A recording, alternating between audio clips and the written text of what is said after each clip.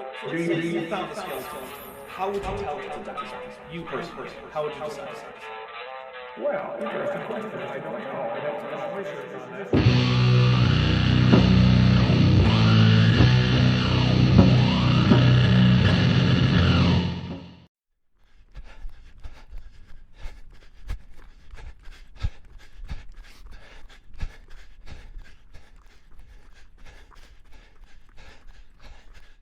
Hey there YouTube, the Dapper Dinosaur here. Today I'm here because I've had multiple requests to cover a talk by the late, not-so-great David Menton, PhD. Now normally I'm not one to pick on dead people, but given that he died of a mysterious, undisclosed illness in 2021, while working for an anti-vax and anti-mask organization, well, I have very little sympathy for him. Anyway, unlike most of my videos, I actually captured the chat that was going on with this video for one important reason. I'm in it. Yep, I caught this one live when it happened, and oddly, I'm one of the very few people who has lasted this long without apparently being banned by AIG. Because even most of their supporters who I interacted with don't show up in this chat log, although some of them have changed their names. Now, this was already covered by Aaron Ra and Darren Neisch, and I think they did a great job, as expected, as this is Darren Neisch's field, but hey, I was asked, so here I am. So without further ado, let's hear from the guy who died working for anti-vaxxers. Hello, I'm David Menton. I'm a biologist here at the Creation Museum. I have a background more in human anatomy and histology, but I'm going to talk about birds today. Yep, he was a human anatomist. For the longest time, I could have sworn that he was a dentist, but that apparently is not the case, and I don't even know what got that stuck in my brain. But I feel like I've said it before, so sorry about that. But also, you'd think they could get a paleontologist or an ornithologist to talk about this, because bird anatomy isn't all that much like human anatomy, at least as far as amniotes go. You really can't talk about birds without talking about dinosaurs, it seems these days. We call it farm to fly, and one of the things we're going to address, I think very firmly, is are birds really dinosaurs? Yes, they are. Thanks for watching.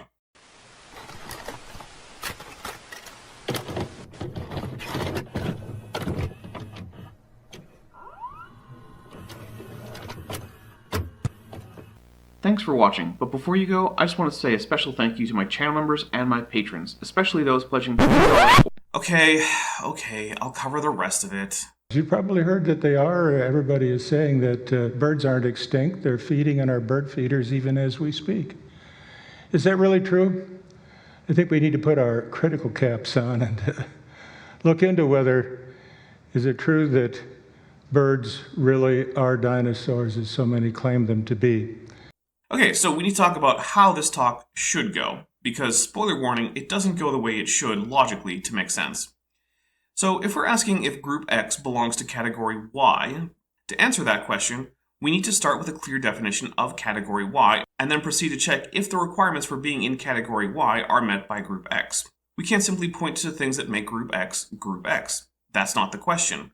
We already accept that they are. So what Menton should have done here, to be a serious person, is to start with a definition of dinosaurs. At the risk of even more spoilers, we're not going to get that anytime soon. For me, the answer is pretty clear, and it's pretty simple. No! You know, there's actually no particular reason that birds being dinosaurs violates young Earth creationism any more than whales being mammals does. And they seem to accept that. I don't think they are. I get open for questions right now, but I suspect you wanted a little bit more than that. Hey, I already did that gag. No fair. What's so special about birds? Why are they so different, not only from dinosaurs, but everything else that isn't a bird? Here's a short list. Well, that's a list of things about birds, but it doesn't help us with whether or not they are dinosaurs, because we need to start with what a dinosaur is. For example, to be a dinosaur, an animal must have more than 3 sacrovertebrae and an open acetybulum. Do birds? Why, yes. Yes, they do. If they have that, but also have other things that doesn't make them not dinosaurs. It's exactly the same as saying stegosaurs aren't dinosaurs because they uniquely have paired spikes on their tails. Yes, they do, but that doesn't stop them being dinosaurs, since they meet all the criteria and lack of tail spikes isn't one of them. What's unique about birds? Tremendous amount of bone fusion. If you look at the skeleton of all vertebrates, there's a great deal of bone fusion. We have many more bones in our body when we were in the womb than we do out of the womb, because many of those bones that were separate in the womb are together. So our human body has about 206, 207 bones, depending on a certain state of fusion. Birds have so many fused bones that a chicken ends up with about 120. Well, I'm not going to check the particular number of bones in an adult chicken, but it is true that birds have a lot of bone fusion.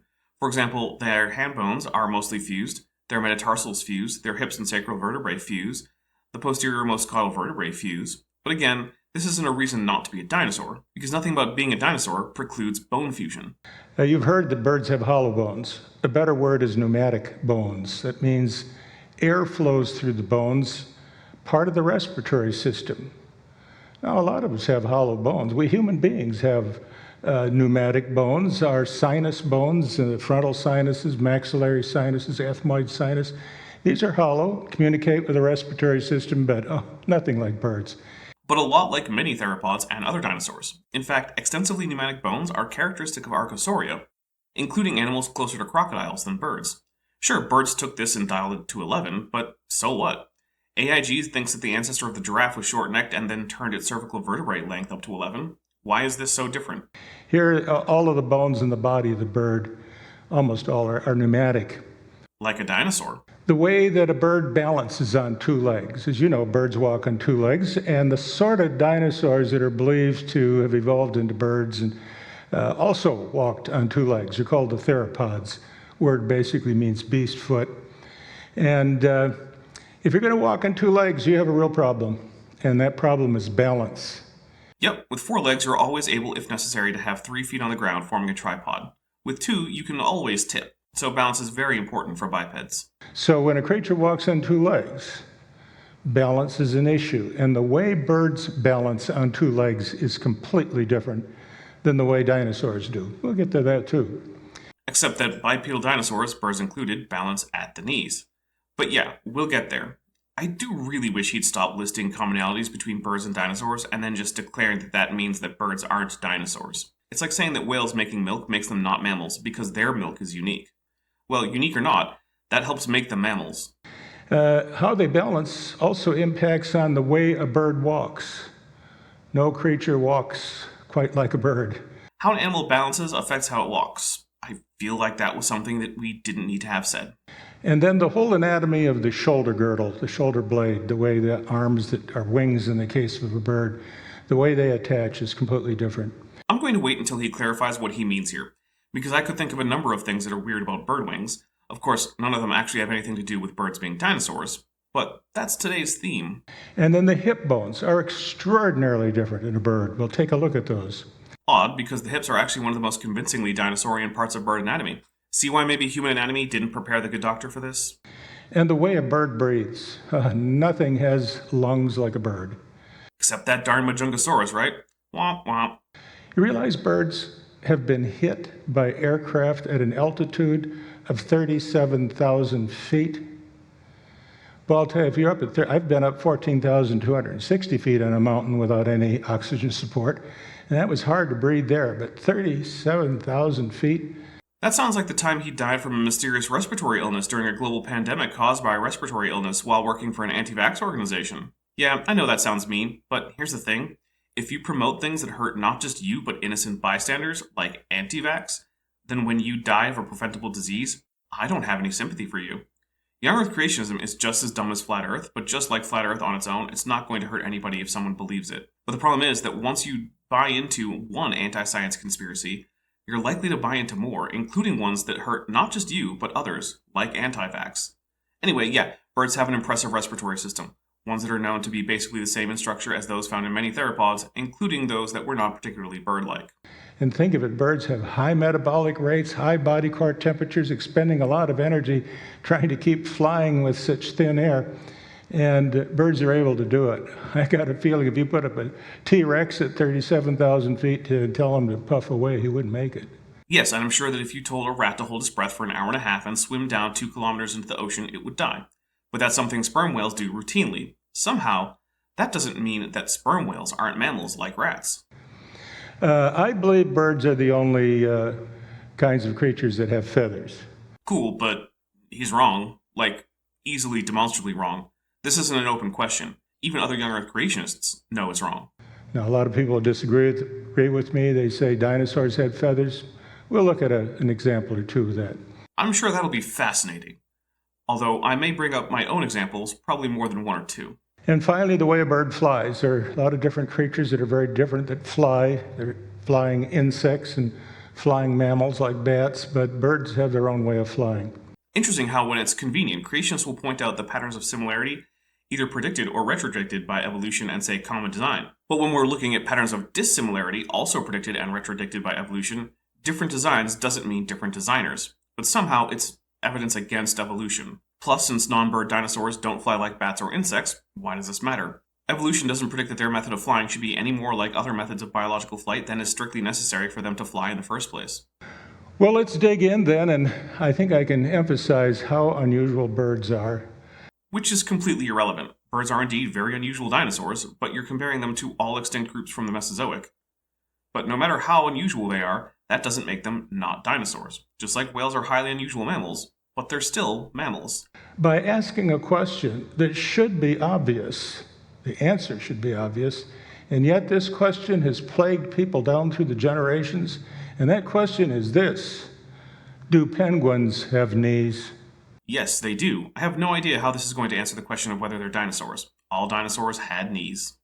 Haven't you thought about that a little bit? No, I just did the smart thing and looked up what penguin skeletons look like, and lo and behold, they're basically all tetrapods. They have knees. You know, exactly what evolution says they should have if they still have functional hind limbs. I mean, where are the knees on these little rascals? Is this a knee right here? Here or here? Where are the knees? It's at the thing that actually looks like it's the crest of the penguin's hips. Well, that's a good question. I can tell you this: you've never seen the knee on a living bird. Really? Because here's a featherless chicken. It has very obvious knees. In fact, you've never seen the whole femur. That's everything from the hip to the knee on a living bird. Well, yeah, I've never vivisected a bird. I wouldn't do that. It's cruel and disgusting. I've seen the whole thigh of a bird, though. You know, in the same picture of a chicken without feathers, so that's fun. Give you a little test. Here is a ostrich, obviously, and he's a two-legged affair, and he obviously has to balance. He doesn't want to fall over frontwards or backwards. And his legs seem to be in just the right position so that there's approximately the same amount of weight forward of the legs where they come out of the body in the back. But where are the knees? Directly under the front portion of those folded wings. You're probably thinking that right about here is the knee, here and here. Nope, those are ankles. Clearly, I'm not the target audience for this talk. Well, I got news for you. That's not the knee. It's bent the wrong way, for one thing. That's the ankle. Yup. And if that's the ankle, it means everything from here to here is the foot. Also true, although that again sounds like different design, different designer for the other group of bipeds out there, humans. So did birds and humans have different designers? I'll show you where the knee actually is on an ostrich. And it's right about there where we're pointing. And the dotted line represents where the femur would be inside the bird's body. No, once again, look at this chicken without feathers. While there is skin attaching the medial end of the leg to the rest of the body, the fact is that it is outside the body wall. And further, take a look at this Psittacosaurus, which is based on an impeccably preserved fossil, and it has the same condition, despite being the least bird-like a dinosaur can be. This is yet again just a feature common in dinosaurs being used as if it means that birds aren't dinosaurs. There is no dinosaur put together, unless you just declare birds to be dinosaurs, and of course the whole debate collapses. You know, I could call my two arms legs, right? If I call my two arms legs, how many legs would I have? The answer is not 4, it's 2. Just because you call arms legs doesn't make them legs. Same with birds and dinosaurs. Okay, but to do that, we have to start out with a definition of leg. Weird how we're well into this talk and we still don't have a definition for dinosaur. Maybe it's because any definition that includes all dinosaurs but birds has to include birds unless you're just going to engage in some special pleading. So the femur is about where you see the dotted line, and instead of the bird balancing from the left end of that dotted line at the hip, the way a dinosaur or a human would, walking on two legs. Wrong. All dinosaurs balance at the knee, but in birds the knee has to go forward to do so because the tail is quite short. But give a bird an artificial tail, and suddenly their femurs go much more vertical, which, was actually done in this hilarious experiment attaching plungers to the back of chicken butts. It balances from the knee. And it turns out this is just perfect, because what happens is the balance has been brought from way back at the back of the bird further forward by flexing those thighs up inside the body. Outside the body, but go on. And so it walks from the knee on down on its tiptoes. Ever tried walking from the knee on down on your tiptoes?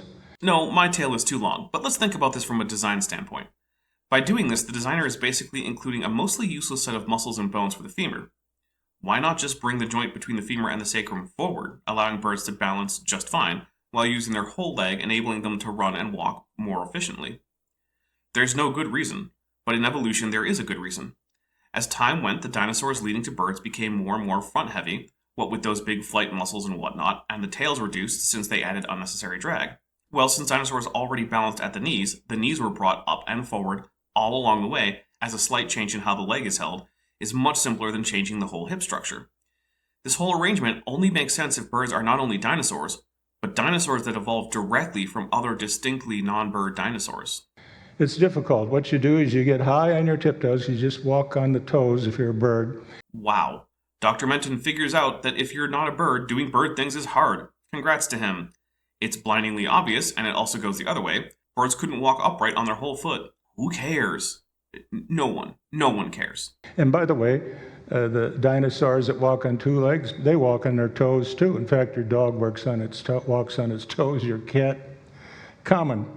It is. It's called digitigrade, whereas humans, bears, and crocodilians are plantigrade. That is, they walk on their heels. Fun times. But it's also definitely not a reason that birds are not dinosaurs. Speaking of plantigrade, that's how most of my patrons and channel members get around. There's a join button below this video and a Patreon link in the description. If you're enjoying this and you want to support the channel even more, feel free to check those out. Either way, remember to subscribe and turn on all notifications. Well, what's inside of that ostrich? How do the bones look? Let's bring them out where we can see them. And there you can see, right in that circle, we have the unusual hip bones of the bird. This hip is called a synsacrum. Yep, because the bones were completely fused, including the sacral vertebrae. That's a characteristic of dinosaur pelvises there broadly. Here are a few on screen, along with some bird hips. Now, bird hips are weird in their own unique ways on top of the ways they're weird in the same way as all other dinosaur hips. But again, that doesn't make them not dinosaurs. It makes them unusual dinosaurs. That means a putting together of the parts of the sacrum, a combining of parts. And in that hip bone, which is essentially one bone, are approximately 20 to 22 separate fused bones. These would include a vertebra as well as the ilium, ischium, and pubic bones. Yep, in fact, not only is the high degree of fusion in the sacrum already characteristic of dinosaurs, but so is the very high number of bones going into the fusion, nearly all of which are vertebrae.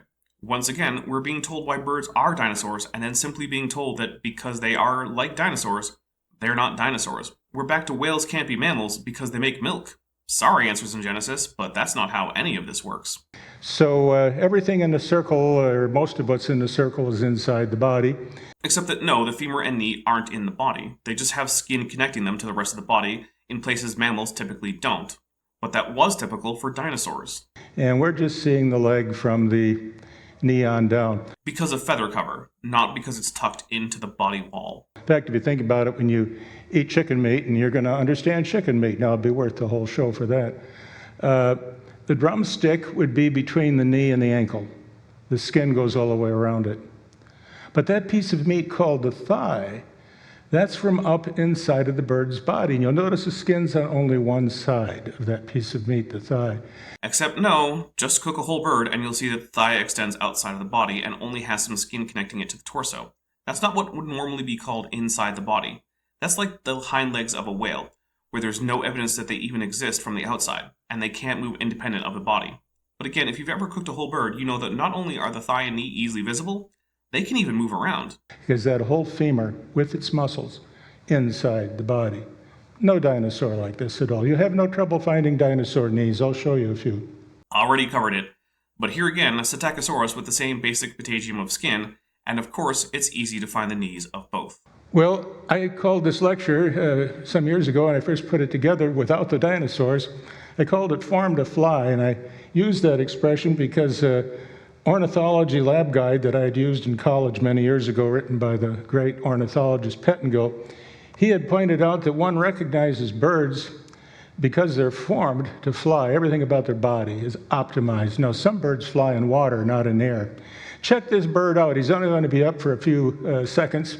Notice every part of his body is in motion. The tail, the head, individual feathers are being adjusted. This is not a glider. This is a flyer. I don't think anyone really disputes that, generally speaking, birds are well adapted to flight, with some exceptions, like flightless birds such as the emu or kakapo. The Bible doesn't want you to be confused on birds right away in Genesis chapter 1, verse 20. The scripture tells us how the birds came to be. This is on the 5th day of creation. Then God said, "Let the waters abound with an abundance of living creatures, and let the birds fly above the earth across the face of the firmament of the heavens." So when you look up in the sky, what you see is what the Bible calls a firmament, and the birds seem to fly, of course, right across the face of that. So all of the flying birds, presumably the non-flying birds as well, some birds fly in water, when you think about it. It's just a different medium, the same muscles and bone specializations required. Was that whole thing about the days of Genesis just a ramble? Was there no point to it? I left it in because I figured he'd say something stupid like birds and dinosaurs were made on different days, so birds can't be dinosaurs. But instead he's just pointing out that some birds that swim use their wings while ignoring those that do not, like cormorants or grebes. Genesis 1 goes on to say in verse 21, "So God created great sea creatures and every living thing that moves with which the waters abounded according to their kind, and every winged bird according to its kind." So there are different kinds of birds. They're not all one kind. And in the Bible, that word kind comes from a Hebrew word, min. Well, mean, not min. The yod in the middle of that word helps indicate the long vowel. Min means from in Hebrew, as it does in Arabic. It's also related to the Syriac men with the same meaning, and the M prefix in Phoenician, which may have actually been pronounced min, again with the same meaning. Seriously, for someone who says that this book is the source of the only reliable knowledge, you'd think he could get the basic facts about the language it's written in right. But, oh well. Basically means all creatures that are capable of interbreeding, producing offspring. Actually, it doesn't. It just means the same thing as the English word kind, as in kinds of apples. It's a general term for a group of things that are similar. It doesn't have any definition as to say how similar. It doesn't have anything to do with breeding on its own as a word. There's no reason to think from the text that it's supposed to be some technical term. All the pseudoscientific nonsense was just created in the last century by creationists to help them get around the problem that traditionally people had always kind of assumed that a kind in Genesis was a species, but that made a problem for the Noah's Ark story. So creationists just invented the idea that it refers to much larger groups of organisms, and only representatives of the kind, not species, had to be on the ark. And then after the ark, they ironically evolved much more than evolution would allow to diversify into all extant species, and many extinct ones. But even if we grant that Genesis is true the way Menton interpreted it, and that a kind is what he says it still doesn't make birds not dinosaurs, just like whales are still mammals, even though Menton would have said that they didn't share a common ancestry with non-whale mammals. Apparently, even if Menton is broadly correct about young Earth creationism, God just happened to make organisms fit into broader categories than kind, and apparently, dinosaur is one of those categories, and so is bird. And it just so happens that the latter category fits into the former one. That's why the Lord saw to it that at least one pair of every men, a male and a female, got aboard the ark. Just like I said, thanks for having my back from beyond the grave, David. So birds are day 5 creatures. I'd say dinosaurs are day 6 creatures because they're all terrestrial. Not that they can't wade in water once in a while. Okay, but what about seals and whales? They are not mammals because most mammals are terrestrial? See, even if we take young Earth creationism seriously the way Menton wanted us to, it still wouldn't make birds not dinosaurs. Apparently, taxonomy isn't based on what day of Genesis something was made, even when creationists do the taxonomy. Heck, the Ark Encounter kinds list has kinds organized basically by taxonomic class, which means it accepts that a lot of animals are grouped together in taxonomy that would have been created on different days, like pterosaurs and other reptiles, or whales and other mammals. But they're a day 6 creature, so I really believe God's word is telling us birds are not dinosaurs. By doing nothing of the kind. Really, this is one of the dumbest arguments I've ever heard. I wasn't surprised to hear Kent Hovind say it, because there is nothing too absurd for him to believe. That man can't even argue against the flat earth. But Menton here is a PhD. He can't actually be this bad at critical thinking. And I think scientifically we can show that too. Well, so far he hasn't even tried, so good luck to him. Let's look at that bone fusion. This is a chicken. A chicken has approximately 120 bones compared to our 207. Sure, but we already know this doesn't matter to the question. Chickens could have 40 bones after fusion. It wouldn't make them not dinosaurs. So lots of bone fusion, and one place to see it is there in the hand. Ah, yes, the hand that conveniently has 3 fingers. You know, like basically all theropods more derived than Ceratosaurus. Kind of exactly what we'd expect to see if birds were dinosaurs. But also note that if he says this bone fusion is vital to being a bird, and then he calls anything with unfused fingers a bird, it means he was lying right here. And believe me, I'll remember.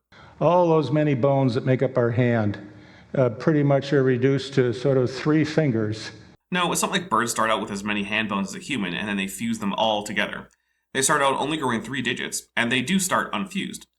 But the phrasing from Menton implies that they're fusing 5 digits into what only looks like 3. That is not the case. There are 2 fingers in a bird. No, 3 digits. Specifically, digits 1, 2, and 3. Now, I know there was some debate at first, because in birds, digit 2 grows first. People thought that made the digits 2, 3, and 4. But it turns out that there's a frameshift mutation in birds that shifts digit priority from 3 to 2. So all along, birds and theropods, like Velociraptor and Compsognathus, always had the same fingers. Most of the primary flight feathers are attached to the hand here. Specifically to digit 2, which is a bit odd, since that's not the digit that forms the trailing edge of the flesh part of the wing, but once again we see that it's a holdover from feathered theropods with unfused fingers who were still using their fingers for grasping and didn't really need digit 3 for flying, like Microraptor, which despite being called a bird by AIG, definitely lacks the fused fingers that Menton here seems to think are key for being a bird. The secondaries are attached to the ulna on the arm. Yep, on quill knobs, which are little bumps on the bone where the secondaries attach. Interestingly, we have known quill knobs from Velociraptor of Jurassic Park fame. Note that that's an animal without the keel or fused fingers of a bird. And there's one finger basically like a thumb in the front part of the hand, and there are feathers attached to that. It's not like a thumb. It's literally the distalmost part of the first digit, so it is a thumb. That's called the allula. And when that thumb moves forward, it creates a slot between the rest of the wing. And that slot's just like the slot you see on the wing of an airplane when it lands. It opens a slot in the front. Or you look at a sailboat, you see the jib and the mainsail. There's a slot that allows the air to come through. That increases the speed of the sailboat or reduces the stalling speed of an aircraft. So birds using the same principles we're using in aircraft. Yep, Dr. Menton was right about what the allula does, but it's also not present in all the things he wants to call a bird. It certainly was not an Archaeopteryx. Let's look at some of the other bones.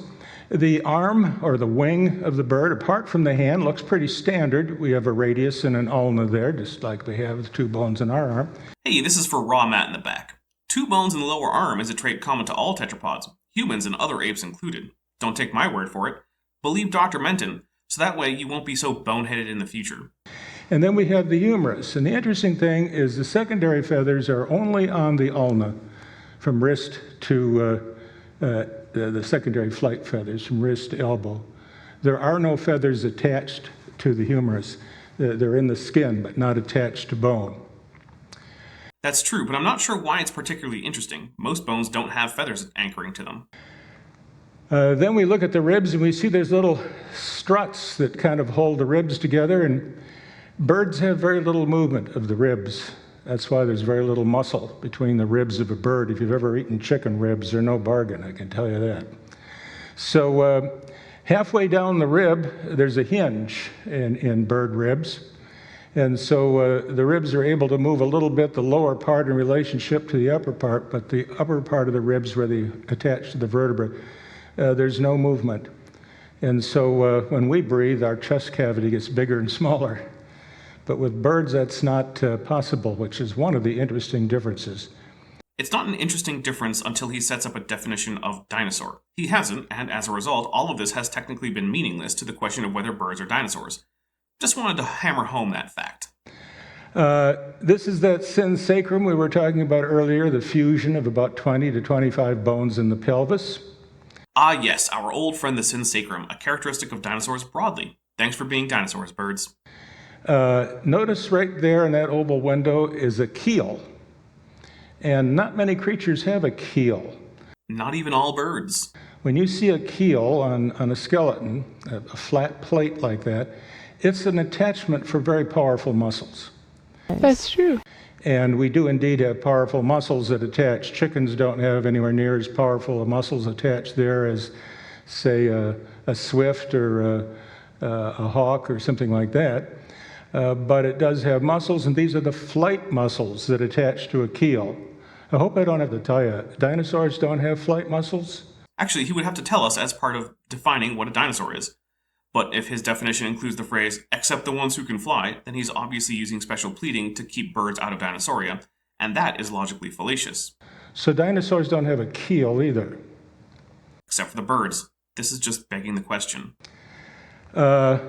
Finally, look at that neck up there. That's no bone reduction in the neck. That's one place where the bird shows off a bit. Instead of having, as we mammals do, we all have 7 bones in our neck. That's true of a mouse, it's true of a human, and it's true of a giraffe.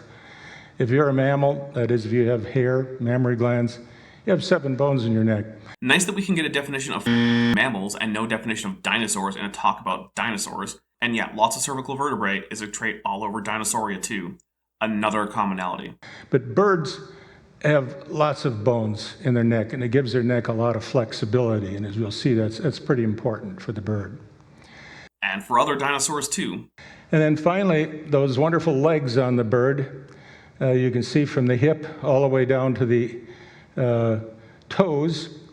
And the whole femur, the part that attaches to the hip, has brought the balance point far enough forward so the bird balances front to back.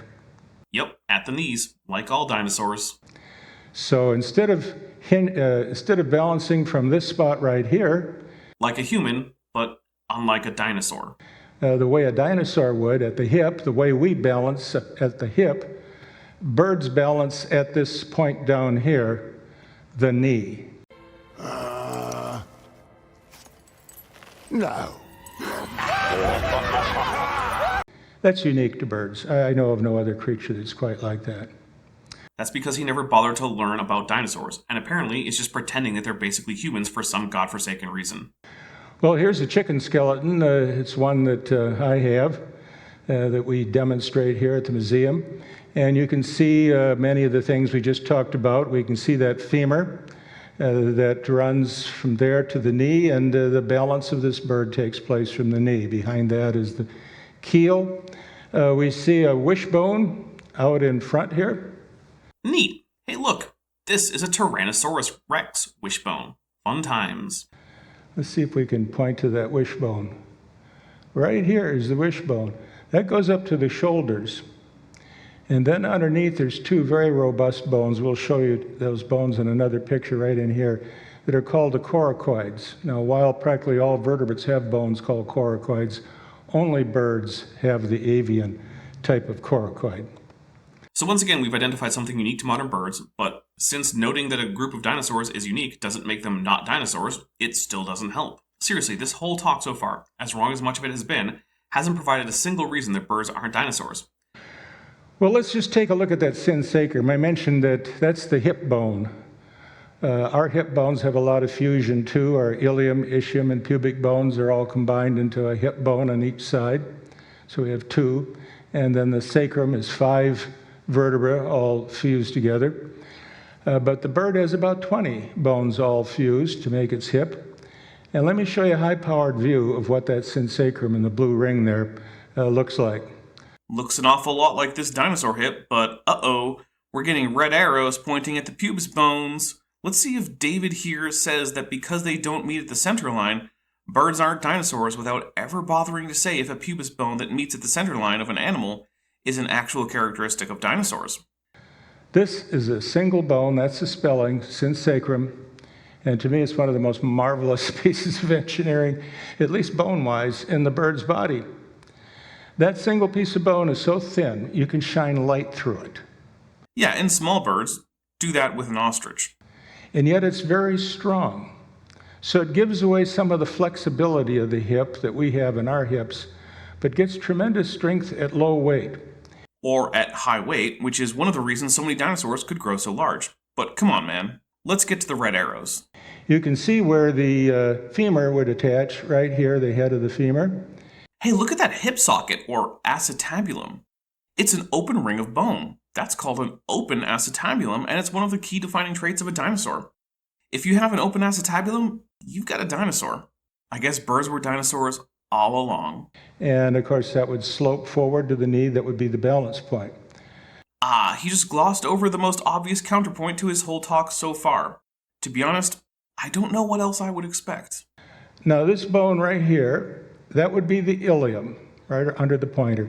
That would be comparable to our bone that's under the belt, the hip bone that's under the belt. And then below that, we have the ischium down here. That would be like the bones we sit on. When we sit on our ischial tuberosities that kind of point to the back on our hip. And then, I love this right here. These are the pubic bones. They look like two pieces of wire. And they're widely separated, and they're going to the rear. On most creatures, the pubic bones go to the front.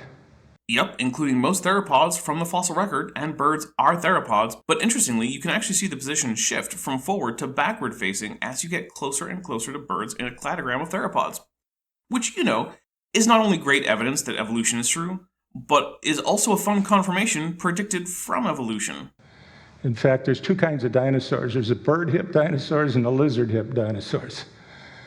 The bird hip dinosaurs do, in fact, have part of their pubic bone going to the back, but the sad news is evolutionists don't believe the bird hip dinosaurs evolved into birds. The reason for that is they're the dinosaurs that walk on four legs like the big sauropods. Holy crap, dude. Sauropods are not bird hip dinosaurs. They're lizard hipped. And they have the most specializations in the way of horns and plates and armor and what have you. They figure they're too specialized to evolve into birds. So the bird hip dinosaurs didn't make birds. Nope, it has nothing to do with their being specialized. It's that we actually have transitional fossils going all the way from animals like Allosaurus to animals like a duck. No particular need to speculate. We've got the fossils. But the lizard hip dinosaurs, according to evolutionists, are the ones that they walk on two legs. Except for them sauropods. Also, lots of bird hip dinosaurs walked on two legs too. Ever hear of Pachycephalosaurus? And they believe they're the ones that produce the birds. Speaking of lizard hip, they say that a T-Rex, which would be a theropod dinosaur, the kind that evolved into birds according to evolution. Specifically a Coelurosaur, which is the kind of theropod that evolved into birds. But there we go, using that word kind again as a non-technical term. They say that a T-Rex has a synsacrum. You got a good look at that synsacrum? Let's go take a look now at the T-Rex hip. God forbid we take a look at the hip from the same angle as the bird hip, that is, looking down at the dorsal side. That might show that Menton was wrong. Instead, let's look at the left side, where we can't even see the bone fusion that defines the synsacrum. That's not dishonest at all. Does that look similar to you? Not even close. Yeah, because the similarity is deliberately hidden. Like, this is just a straight up lie to the audience. In fact, I had to, while writing this bit, go take a break so I could come back calmly and continue the script. Just like in our own hip, there's a big iliac blade on top. That would be under our belt. Here are the ischial bones going to the back.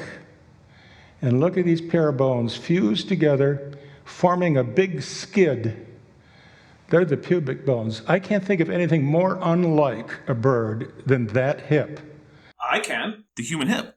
But also, let's see those sacral vertebrae. I bet they're tightly fused to the whole complex, aren't they? Because that's what a synsacrum is. That massive skid down there, and most dinosaurs, the two-legged ones, have massive pubic bones. I believe they sit on those. They put their weight on that when they squatted down. Yep, but hey, not all dinosaurs were birds. We've gone from just not defining dinosaurs to pointing out that non-bird dinosaurs aren't birds. None of this, however, is how one could even begin to show that birds aren't dinosaurs. You can't point out that whales aren't mammals by pointing out that moose don't have blowholes. Now, for a bird to lay eggs, you can't have all this stuff in the way. Seems like that would depend on the size of the egg relative to the size of the bird. I mean, all dinosaurs laid eggs, and T-Rex seems to have managed to do so through that hip he just showed us. The whole abdominal area has to be open. Think of this. A chicken lays an egg that's a pretty good proportion of the size of its body. I mean, it's big. How big is an egg from a full-grown T-Rex? Well, eggs have an upper size limit because they have to diffuse gas through the eggshell or the fetus will suffocate.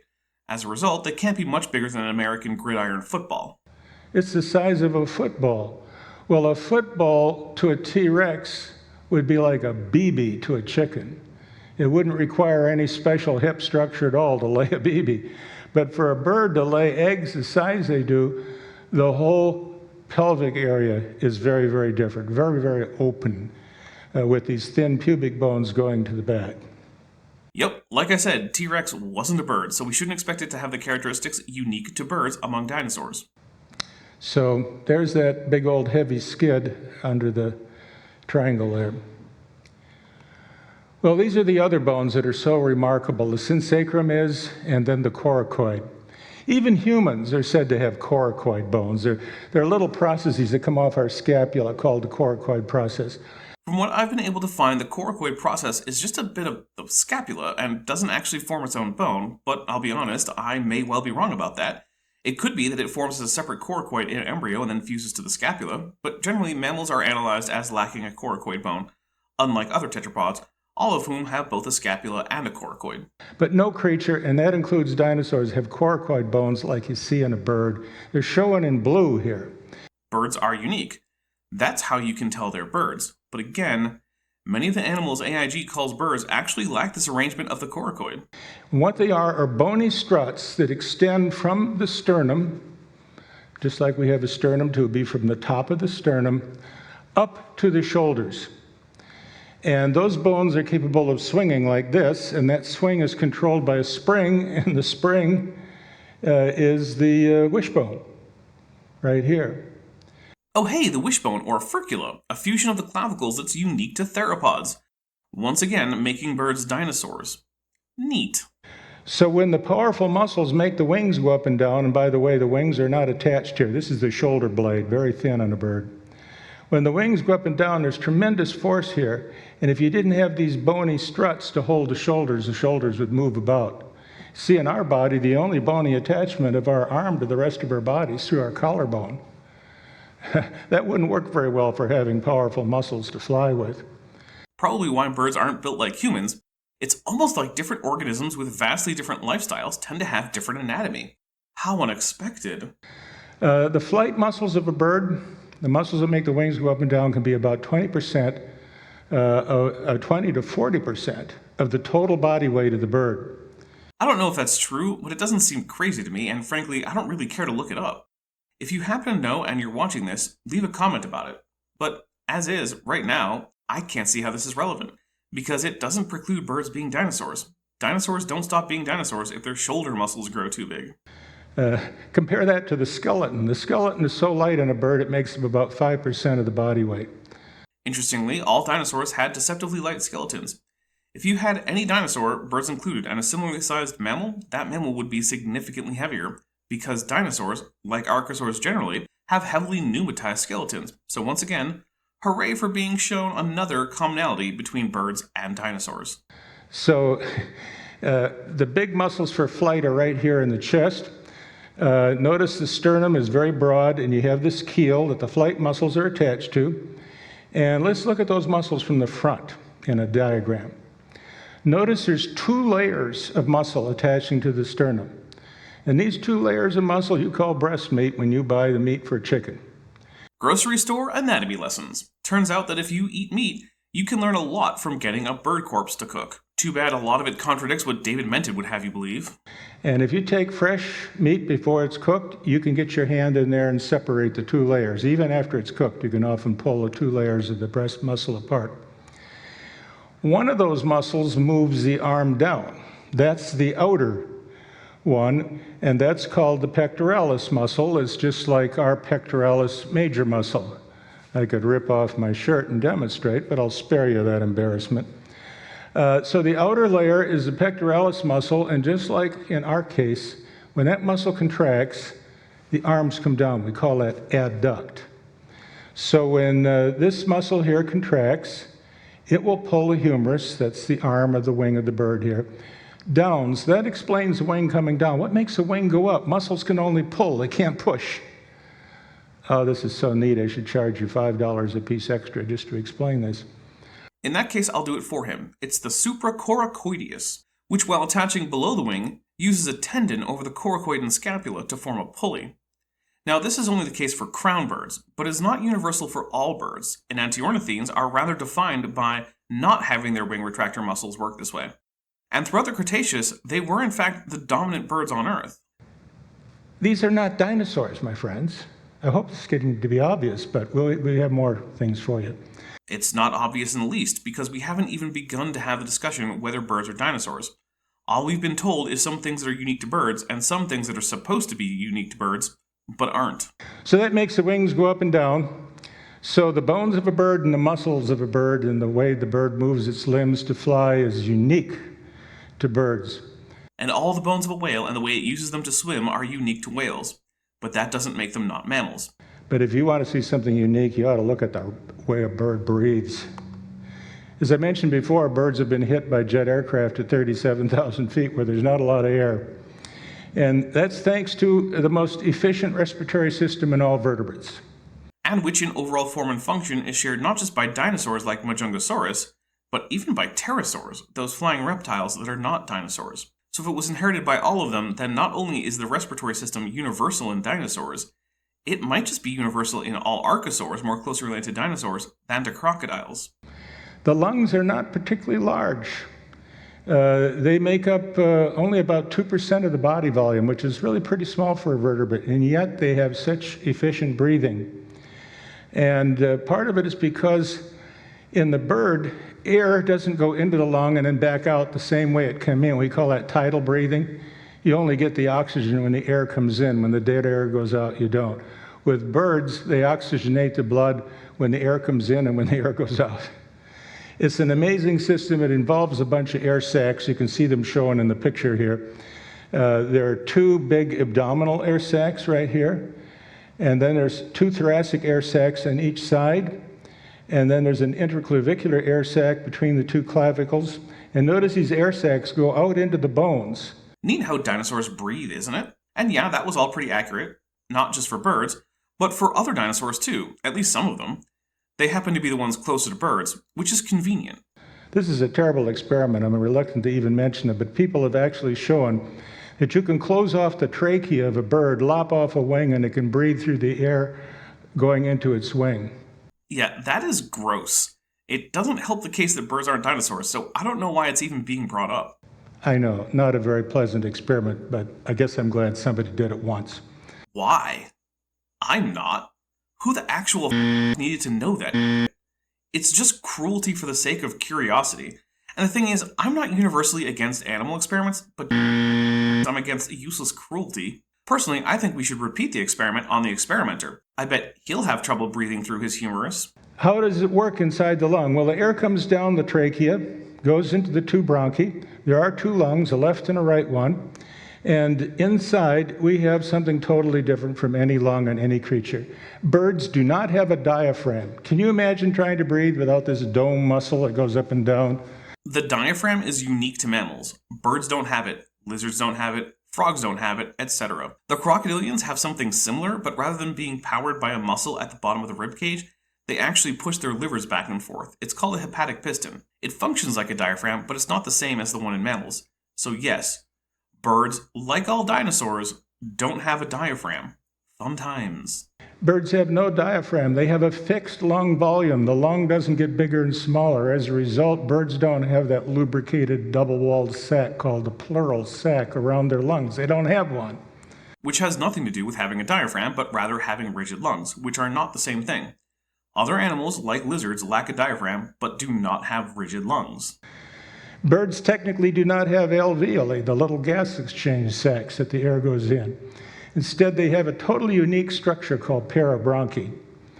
It's a flow-through air system. The flow through the lung is continuous. The flow is unidirectional, so it's not going in and out the same part of the respiratory part of the lungs. And it involves all these air sacs. By the way, we also have air sacs going out into the neck. If you've seen birds that can puff up their neck during courtship, it's these cervical air sacs. Fun fact, those cervical air sacs were important to sauropods because they help reduce weight in the neck. It's almost like birds are dinosaurs, right? This is the way the lung It's hard to follow this. It's very complicated, but suffice it to say, we're showing you two of the air sacs, and in the middle here is where we have these parabronchi. This is inside the lung. So as air goes through the lung and through these parabronchi, gas exchange is occurring along the side of the tube. The air goes into a sac and then comes back through the lung again, but a different tube, and so it can get oxygen going in and coming out. This is the path of air during inhaling. Going through the parabronchi just shows it going through one, but it would be going through all those parabronchi shown there.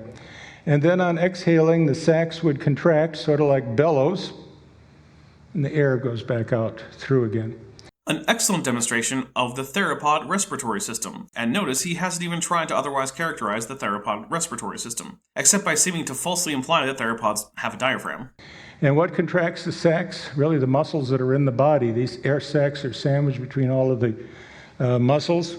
That is actually an interesting difference between dinosaurs and other organisms. Most organisms, besides mammals and crocodilians, use muscles attached to the ribs to pull the ribs up and then release them to let them fall and thus expand the volume of their lungs. Theropods use muscles in the body wall as well as limb muscles to expand their air sacs while leaving the lung volume the same. Other animals, like frogs and turtles, primarily use different mechanisms.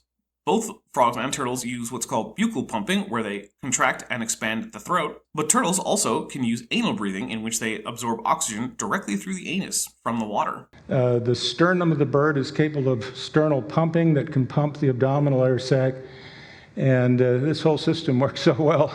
Now, the sternal pumping I do not know to have been common to non-avian dinosaurs. That may well be unique to birds. It even has a special hemoglobin. Then I'm sure Dr. Menton compared to his sample of non-avian dinosaur blood, right? Oh, no, he didn't? Then who cares if birds have special hemoglobin? Here's a deceased chicken, and you can see the nice femur, which is inside the body here. Except it isn't, but let's continue. You can see the keel. You can see the synsacrum up here. Here's the wishbone right here. But look at the air sacs. First on the left in the neck, those are the cervical air sacs. Okay, we've been over them. The diagram is fine. I don't need to have it repeated with a different picture. There is no respiratory system in any dinosaur that we know of that is truly avian. I'm just going to glower in Majungasaurus over here. Well, finally, the feathers. I love the feathers. Years ago, I was coming in from the parking lot when I was working at Washington University School of Medicine. I picked up a blue jay feather, put it in my pocket, and happened to be working on the scanning electron microscope that day, and I thought, I'm going to take a peek at that feather. So I prepared it to put it into the scope. And I'll never forget seeing that feather come up at a few thousand magnification under that microscope. I just about fell out of my chair. Feathers are really cool. Even parasites love them. Let's take a look at the feather. A few interesting things about it. It's lightweight and yet strong. That's keratin for you. Feathers are waterproof, but they're just not naturally waterproof. They have to be made waterproof. And now we'll find out one of the reasons birds have such a long neck. This particular bird's an anhinga. You can see them down in Florida. Notice that long serpentine neck. Birds can use that long neck for a lot of reasons, in this case being underwater and kind of sticking their head out. Oh, hey! That's one of the birds Menton was lying about when he said that birds that swim do so by using their wings to fly underwater. Like its relatives, the cormorants and shags, once again, birds were named by a 12-year-old boy, it swims with its feet. But most birds, located right about here, just above the base of the tail, is a gland called the uropygial gland. And that gland makes oil.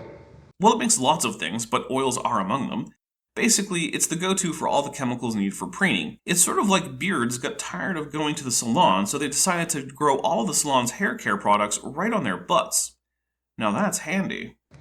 And the bird actually takes its beak, and thanks to this long neck and all these vertebrae, manages to get its beak all the way back. It would be like back to my belt back here where I have a battery pack for the microphone. I've tried it myself. I can get my head about this far and no further. And birds are able to get their beak all the way back there, and they pick up oil, and they work the oil into the feathers as they preen the feathers. You see, you just don't want to put feathers on anything without thinking about one big problem, and that's high maintenance. Yep, dinosaur skin might not be as full of gross pores as mammal skin, But that doesn't make it easy to maintain, and yes, feathers are a structure of the skin. Birds spend about 20-30% of their waking hour in feather maintenance. If they want to put feathers on a T-Rex, how much time do you think the T-Rex is using its big old teeth to groom and rehook all of its feathers? None. T-Rex isn't close enough to birds to have likely had anything but simple hollow filaments as feathers. Further, it certainly wasn't using them for aerodynamic or hydrodynamic purposes, so they don't need to be carefully arranged. As for thermoregulation, I doubt T-Rex needed them for that either, at least as an adult.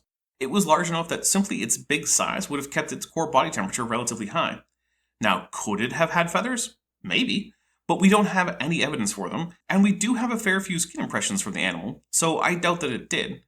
But if it did, then they were probably fairly sparse, kind of like the hair of an elephant. Where does it get the behavioral pattern to do it? Does it have an oil gland? Maybe it doesn't need one because it doesn't have any purpose for the feathers anyway. Yeah, I doubt it had an oil gland, but you know what? Oil glands are super bad at leaving behind fossils. So I don't think Menton knew if any dinosaur other than living birds had one. Now, this particular bird you're looking at is one of the few, it belongs to a group like the cormorants, that do not have a uropygial gland that will oil the feathers, making them waterproof. Well, it's present in embryo, but it's non-functional as an adult. Almost like maybe there was some kind of evolution going on in the suliform birds, that is, gannets, boobies, again with a 12-year-old boy, frigate birds, anhingas, cormorants, and shags. Therefore, when the anhinga goes in the water, it lets out all the air from its air sacs. Its feathers soak right through the way your clothes do when you fall in the swimming pool, and they sink to the bottom. They live in shallow water like the Everglades. You see a very similar bird in Australia called the Australian snake bird. It's just like the anhinga. Wow, an adaptation to needing to be less buoyant to catch food underwater? And we were told there were no aquatic dinosaurs. But they use that to their advantage. They sink to the bottom of the water, and they spear fish down there, have no tendency to float back up to the top. See, birds have very little body fat, so that's what makes us float. Interestingly, the related flightless cormorant, Nonopterum harisi of the Galapagos Islands, faces little predation and so doesn't even bother flying. It's also the largest cormorant. Of course, Answers in Genesis thinks for some reason that anhingas and cormorants don't share any ancestry, despite both swimming and hunting in basically the same way, and both lacking uropygial glands for the same reason. I guess a different beak shape is a bridge too far for evolution, which is weird since they put all of Passeroidea in a single kind, and that includes birds with wildly different beaks. The more I look at the AIG kinds list, the more I realize how little thought was put into any of it. They can sink once they let the air out of their air sacs, and that's a great idea for spearfishing. But what are you going to do when you get out of the water? Well, they crawl out on a log or something like that, and they are unable to fly. Because once those feathers are wetted through, too heavy to fly. Like us with wet clothes on, it feels heavy. Except that we just got done being told that no, they're not. They're waterproofed, but on their own, they will wet like anything else. I love it when creationists contradict themselves in a single breath. Feathers conserve body heat. That's important because birds have high body core temperatures, unlike reptiles. But, like many dinosaurs, which you know is why lots of them had extensive feathers and protofeathers, like Eutyrannus, which lived in a place that saw regular snowfall. Now, nowhere in the Mesozoic was like the modern Arctic with permanent ice, but that being said, in the Cretaceous, much of the extreme latitudes saw snow every winter. And very high metabolic rates. That's basically the same thing as being warm-blooded on the whole. You know where the heat comes from? Metabolic processes. Can you imagine if somebody hooked a couple of wings on your arm? Do you think you could make your arms go up and down so you could fly? No, I don't have the underlying musculature or joint shapes to allow for that, and neither do humans. Neither do Ceratosaurus.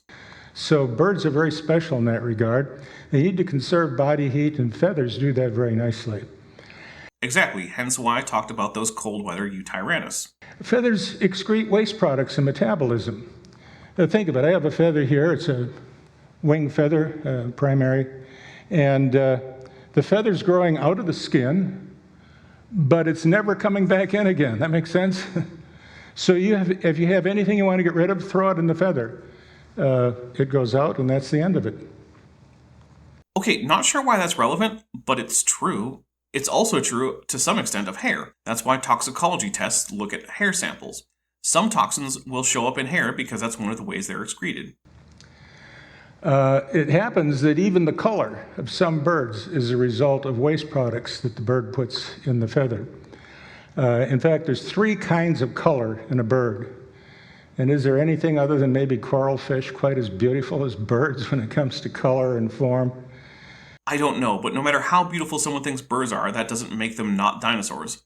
But again, how would we know that as an audience? We haven't had dinosaur defined. And interestingly enough, in non-bird dinosaurs, we have actually detected microscopic melanosomes, the structures which bear melanin, giving organisms this color, and we can even tell the difference between black and rufous melanin, which is how we know that Anchiornis was mostly black with lighter colored bands on the primaries and secondaries, as well as a reddish crest. And no, that animal is not a bird. Even according to Menton's definition, it has too many bones in the tail, hand, and foot, it doesn't have a keeled sternum, its arm muscles aren't arranged with the upstroke muscle going down around a modern avian coracoid, etc. It does, however, meet all the criteria for being a dinosaur, as do the birds as well. Let's look at those 3 sources of color in a bird. One is the same pigment we have in our skin. It's called melanin. You'll find it in everything from microscopic worms to people. Melanin is a brown, black, or kind of a rufous color pigment. You see it in red hair, brown hair, black hair. Yep, but I'm not sure how birds basically being like all animals is an indication that they're not dinosaurs. We're still just listing things that are true about birds and then making no attempt to define dinosaur. But another source of color, as I've already mentioned, is waste products of metabolism. You wouldn't think that would be pretty, but the pink of a flamingo is actually the result of invertebrates that the bird eats that are excreted into feathers. Primarily crustaceans that it filters out of the water. And finally, my favorite source of color in a bird is called a double interference layer. Think of an oil slick on water. All those different colors you see in the oil, that's due to the difference of the refractive index of the oil in the water and how thick the oil is. Sort of like a prism. So all these iridescent colors, like that hummingbird in the lower right-hand corner of this block of pictures. And once again, we have detected this feature in the feathers of an animal that is definitely, but also certainly not a bird, Microraptor, which we now know to have been mostly black with an iridescent sheen, kind of like that of a crow or raven. Neat how this trait, straight from non-avian dinosaurs, is carried through to this day in modern avian dinosaurs. Is due to optics, like prism, light going through a prism, so any color, red, orange, green, blue, indigo, violet, whatever, can all be produced. Now you put all these sources of color in the hands of our Creator, and this is what he does. Citation needed. Also, that's question begging, assuming the conclusion to argue for the conclusion. You know what amazes me here? Besides just plain beauty, there's not a single example of poor taste. Every bird is magnificent. I mean, I get up in the morning, I put on the tie and the shirt. My wife says that shirt doesn't go with that tie. Da, da, da. She's absolutely right. I just don't have the taste. I know when things look good. I just can't always figure it out myself. And I look at birds and I think, Lord, what a sense of beauty. What an impeccable taste. Yeah, the marabou stork is gorgeous. And look at the potu. Those eyes are in no way a miscarriage of aesthetics. But even if it were true that all birds were beautiful, it still doesn't help with the case that they're not dinosaurs. Well, going on in the feathers, the actual shape of a feather produces lift. If you take a feather like this and you move it through the air, it's like an airplane wing. You can feel the lift. Well, for flight feathers, down feathers, bristles, phyloplumes, contours, and semiplumes don't do that. But also, birds have had about 150 million years of time to adapt their feathers to optimum flight shape. I'm not surprised that after all that time, they're well adapted to flight. And then there are muscles that control the orientation of particularly these bigger feathers. So this feather would stick in the skin about maybe a ½ inch or so, and it would have muscles attached to it. And it would have muscles that would allow the feather to be moved forward in the skin, to be moved backwards. It has muscles to elevate the feather and to depress it. And oh, my favorite, it has spiral muscles in the feather follicle that go around in a spiral pattern, and when they contract, these big feathers open and close like Venetian blinds. Hey, I got a question for you. How's dumb luck working for you so far?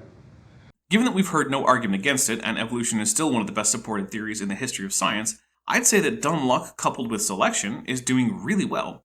I mean, look at all those cool skin muscles around the feathers that we just heard about. This is not your average dinosaur that we're talking about here. There's no such thing as an average dinosaur, so that's true. but we are still talking about dinosaurs. Well, feathers have to be in an absolute precise left-right arrangement. You can't have more feathers in one side than the other. The poor bird would go like a boomerang through the air. Even the position has to be mirror image, left and right. Well, they need symmetrical wings for ideal flight conditions, but it's trivially easy to find examples of birds having had damage to their flight feathers in an asymmetrical way, but still managing to take wing and fly. So you can make a map for most birds, and you can see that for every feather follicle on the left, there will be one on the right in a mirror image position. This just in. Dinosaurs, being bilaterally symmetrical, are bilaterally symmetrical. Who'da thunk it? This isn't a reason birds aren't dinosaurs, but I guess it's a reason why they're not like jellyfish. That's something, I guess. And it's not good enough that you have this left-right symmetry in the position of all of the feather follicles. In addition, the feathers must molt in left-right matched pairs. Again, it's actually not vital to flight that the wings be perfectly symmetrical, but it is needed for optimum flight characteristics while molting feathers. But again, birds being bilaterally symmetrical, it's not really a big deal for the chemical signals to be sent to both sides of the body at the same time. After all, that's how basically all of embryology proceeds after the left-right axis is established. Symmetrical changes to an organism is one of the most basic things bilaterians do. So when a feather is released from the right, one in a mirror image position from the left has to release at the same time to preserve left-right symmetry. What kind of a creator do we have? What are his limits? There are none. I feel like I've been lied to, because this talk was supposed to be about whether birds are dinosaurs, and now we are simply question-begging to say how cool God must be. If I were in the live audience in person, I'd want my money back. Speaking of which, where did feathers ever come from? Of course, evolutionists say, just like the birds themselves, it was sort of random chance, mutations, natural selection. We had answers in Genesis, I'm pretty sure. We're convinced it's intelligent design of a wonderful creator, and he's told us that he created the birds. Yes, everyone is already aware of the basic idea in science, as well as the basic idea that AIG fails to argue for. What kind of explanations the evolutionists have? Well, they say that the feathers maybe were started out as scales, and then the scales got frayed, and then the frayed scale sort of frayed a second order to produce branching, and then that branched to third order, and somehow all this became a feather. I guess we're just going to ignore step 1, in which a change in the signaling patterns for keratin growth causes a ring-shaped follicle that invaginates into the skin, resulting in the hollow filament, or that other changes can result in the ring being broken into segments that results in a plume-like structure. None of that. But you know what? I'm not the expert that Darren Naish is, and rather than ramble on about it, here's a link to his talk with Arment about this. You should watch it, because while I'll keep talking about this, I imagine I won't cover it as well as he did. So the way the argument used to go is that birds evolved from reptiles, and they said reptiles have scales. And by the way, I had a lab tech with a boa constrictor, so I had to bring the skin in from the boa when he shed his skin, took a picture of it. Evolutionists say something like that, through shredding and fraying and what have you, turned into a bird feather like this. No, not through shedding and fraying, through mutations that cause changes in the signaling patterns of hormones, which induce the formation of integumentary structures like scales, which are homologous across all amniotes, by the way. Scales, hair, and feathers all grow out of the same embryonic placodes. Plus, the shedding and fraying phrasing makes it sound like scientists are proposing Lamarckian evolution. They're not. No one is suggesting that mechanical abrasion of scales is being inherited by offspring. Further, it's not that birds evolved from reptiles, they are reptiles, just like they're dinosaurs, and just like they're vertebrates. Man alive, it doesn't take faith to believe that, it takes credulity. Credulity is the willingness to believe without evidence, without any evidence at all, and there's none. Really, because here's a picture of an American alligator embryo that has been induced to grow feather-like filaments by the same signaling patterns that cause them in birds. Here's a cladogram showing how the relatives of birds, that is, other dinosaurs, exhibit all the predicted stages of feather evolution in exactly the pattern that would be predicted by phylogenetics. And hey, would you look at that? The phi keratins of bird feathers are in fact modified beta keratin, the kind of keratin also found in the scales of crocodiles, the closest living relatives of birds, and which is distinct from the alpha keratin used by mammals to make their floof. Now remind me, again, what evidence besides question begging that we have that feathers were specifically designed by a personal entity? Oh, is it none evidence? All this has happened so far is that we've just been shown cool and or complex things and just had that baldly asserted as evidence of design. Well, it turns out neither coolness nor complexity imply design. Instead, you can use simple math to produce infinitely complex shapes in any number of dimensions you want. But that doesn't mean those shapes were designed. In fact, they just emerged out of the math unbidden by any designer because math has embedded patterns naturally as a result of how it works. Biology does too. In fact, if you learned in school that feathers evolved from scales, that's all thrown out now. If by thrown out he meant further supported by the discovery of phylogenetically widely present placodes which are homologous across all of amniota and develop into hair, scales, and feathers, further providing evidence that they all share scale-like common ancestry, then sure, it's been thrown out. But why do I sense that we're talking about Alan Fiducia, the creationist's favorite paleoornithologist? A man who is basically a laughingstock outside of his small band of pseudoscientists. I don't know of any evolutionists that sincerely believe that feathers come from scales. First of all, they had the wrong organ. They should have been scutes, not scales. Nope, it's scales. Scutes have dermal bone structures under them like you see on alligators and bird legs and what have you. What's the bony underlying tissue under the skin of a bird's foot? Oh, it's just the skeleton. Whereas scutes have a bone that comes from dermal bone formed from mesoderm layers. Guess what? Bird scales are actually modified feathers and don't have an underlying bone. Feathers are not like scales. Scales are folds like drapery pleats. That's why the whole sheet comes off. Nope, they're more like thickenings, and in some animals, like snakes, they then fold to create overlapping scales, but that's not typical of most scales, which are today most common, unsurprisingly, in Squamata, the group that includes lizards and amphisbaenians, which you've probably never heard of and which look like worms. Most squamates do not shed scales in a single continuous layer of skin like snakes, instead they tend to shed in patches. But in either case, it's only possible because of enzymes that dissolve the top layer of skin. It's not like their skin is just naturally in loose layers that could pop off. But we don't know how dinosaurs shed their scales or feathers aside from birds, so pointing out that the only very distantly related squamates and birds don't molt in the same way isn't really saying much about where birds belong in taxonomy. The only reptiles that have scales are what we call squamates. That's the lizards and the snakes. Hey, I just talked about squamates. Cool. Also, snakes are lizards, and also amphisbaenians, which probably aren't lizards at all. Alligators and turtles, they have scutes. They're shed individually. I believe dinosaurs have scutes. Everything I've ever seen on dinosaur skin shows these button-like scutes that do not come off as an intact sheet. They come off as individual buttons. Okay, cool. Well, here's a paper that flatly contradicts that. It's Epidermal Complexity in a Theropod Dinosaur Duravenator from the Upper Jurassic of Germany by Phil R. Bell and Christoph Hendricks. Hey, would you look at that? Figure 1 has numerous pictures of reticulate scales in dinosaurs. Weird. Of course, the paper is linked in the description. Just make sure that you don't use Sci-Hub, that is sci-hub.se, to access it. That would be taking money out of the mouths of the Paleontology Journal editors. You see, feathers grow out of follicles, just the way hair grows. In fact, a hair follicle and a feather follicle can look pretty similar under the microscope. I mean, I guess. They both fold into the skin, so yeah, they'd look like little dimples with a filament coming out. All the growth appears at the bottom, down here, called the growth collar. The cells divide. The yellow is a tube coming down from the surface of the skin, basically a tube of epidermis. Well, highly keratinized epidermis. It's not just straight up the same skin as you've seen between follicles. And what looks like a really thick, complicated hair, shown in green here, comes sliding out of this tube to the surface. Now, at first, the hair is formed inside of a shell. Feather, not hair. We call it a pin feather. This is a cute picture. It's a white cockatoo that's only 6 weeks of age. And look at its feathers. They look like a bunch of little white pointed structures. These are called pin feathers, and they can be kind of sharp on a bird. You put your finger on the end, they come to a pretty sharp point. The feather develops inside of that shell. And when the shell breaks off, the feather unfolds, and it's arranged like a cylinder inside.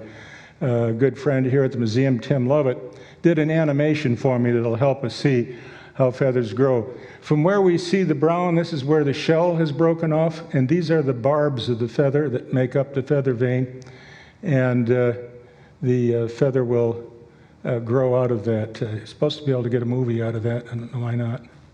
There it goes.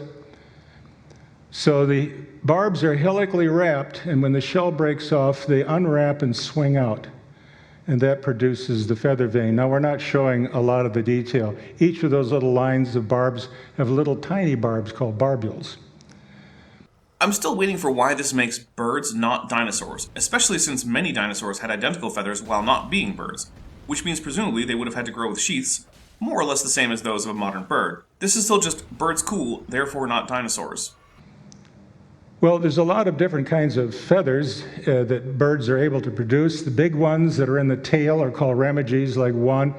The flight feathers are on the wings, and always they're attached to the bones themselves, not to skin. They're attached to bone. At the end of the flight feather, there's a ligament that goes right into the bone with no intervening muscle. Which form quill knobs on this bone, like seen in this velociraptor ulna. Neat. And in the case of birds, the primaries are on the bones of the hand, the secondaries are on the bones of the ulna. The radius is the bone on top here. One of my favorite feathers is the one that's listed as 4 there. It's shown way too big. It's out of scale. It should be so tiny you can't even see it compared to the other feathers. It's called a phyloplume. If you've ever plucked a chicken, and I'm finding there are fewer and fewer people who have, but I remember my mother used to pluck chickens to cook them, and when she got all the feathers off, there were like little tiny hairs left. You could actually see these hairs if you look carefully. She held the bird over the gas stove to burn these off. And once you had those off, the bird was ready to be cooked. One trick is to tell them stories that don't go anywhere. Like the time I caught the... Okay, Grandpa Simpson. Now, what was the point of this?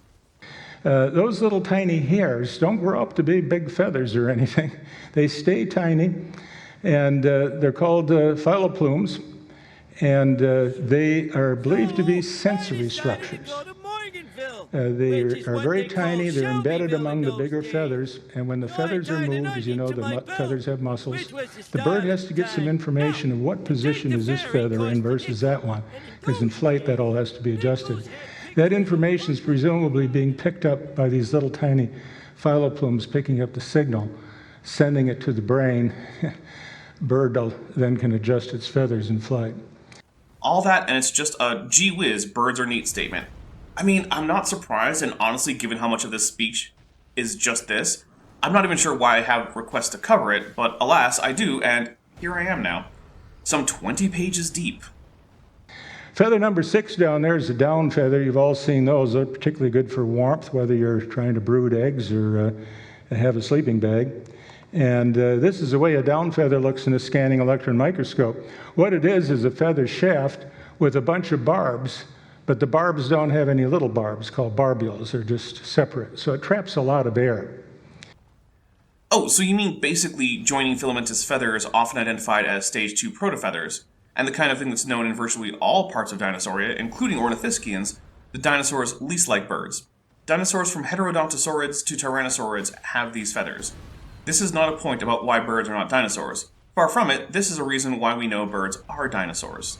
Here's the basic anatomy of what we call a pennaceous feather. These are the most complicated ones. Which are found in dinosaur groups besides birds, including Ornithomimosauria, Oviraptorosauria, Dromaeosauridae, and Troodontids. You have the shaft, or rachis, it's in position 1 there. And then for each of these shafts, you would have 2 veins, one on each side. So you see the 2 veins listed.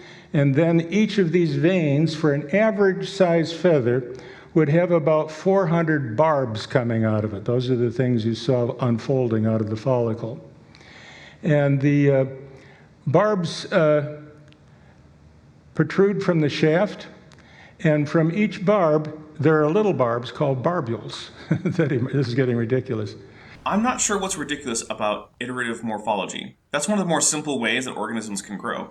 Essentially a fractal pattern, where the main pattern repeats several steps down. Basically, it's the same idea as a Coke snowflake, but rather than iterating the rule infinitely, you only do it like 3 or 4 times. And in the next picture over here, you see a barb here, and it has barbules. The brown barbules are what we call anterior barbules. The yellow ones, it's just the color we've put in to keep them separate, are called posterior barbules. And the anterior barbules have little hooks. Yep, this is basically another iteration of the pattern. And so each anterior barbel has about 20 hooks. Well, do the math on this and figure out how many hooklets there would be in a swan. The number is outrageous. Okay, everybody playing bingo at home, we just got big number, therefore God. That's big number, therefore God. Everyone, make sure you mark it on your bingo card or your card won't be accepted. All of this hooks together, we used to think it was like Velcro. You know, you just have a bunch of hooks here and some loops here, and you just sort of moosh the two together and hope a bunch of the hooks grab the loops. It turns out the feather is not like Velcro. The feather is like a zipper. And when that bird runs its beak with its lubricant out the feather, starting from the base of the feather, all these little hooks zip up like a zipper. Every hook zips. You don't skip anything like you do in Velcro. Neat, but that's common to a wide range of dinosaurs, namely Maniraptoriforms. So while yeah, it's cool, it's actually yet another reason to say birds are dinosaurs. After this, it's just scanning electron microscope pictures of feather anatomy and demonstrating that yes, what he just said is true. And in the interest of time and my own sanity, I'm skipping that. It's no wonder. When Charles Darwin was once asked about the peacock's tail, whether his evolutionary idea could explain that, Darwin said that the sight of a peacock's tail made him sick when he looked at it. Okay, once again for you bingo players, we have Darwin quote mine. That's Darwin quote mine, thank you. But let's take a look. So according to the implication from Menton, Darwin couldn't understand how a feather could evolve, and his example was the peacock tail fan. So let's take a look at this, because it's from a letter from Charles Darwin to Asa Gray, dated the 3rd of April, 1860. In it he says, "It is curious that I remember well the time when the thought of eye made me cold all over. But I have got over this stage of complaint, and now small, trifling particulars of structure often make me very uncomfortable. The sight of a feather in a peacock's tail, whenever I gaze at it, makes me sick." That's it. That's all it says about the peacock tail.